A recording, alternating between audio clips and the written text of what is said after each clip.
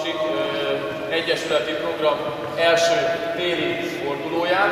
Ezen kívül még februárban is fogunk találkozni egyszer, ugyanígy összejövünk, szerintem a helyszín adta lehetőséget miatt valószínűleg a második tornán is telkiben leszünk, és én nem is húznám az időt, az edzőkollégák megkapták a sorsolásokat, elkezdjük a mérkőzéseket, 4+1 fővel játszunk, egyszer 13 percet játszunk, és nagyon jó játékot kívánok mindenkinek, a többi beszédet pedig meghagyom a torna végére, amikor is majd kiértékeljük, hogy a mai napon ki volt a legügyesebb cselezésben, góllövésben, passzolásban, és a többi, és a többi, és a többi.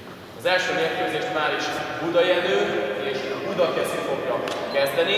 A többi csapatoknak kialakítottunk itt a háló mögött még egy kis dühöngő, gyakorló területet. Ott is van egy kis kapu, ott is van egy kis kapu, a kamerák veszélyben lesznek, de ott még lehet levezetni a feszültséget és készülni a mérkőzésre. Jó játék!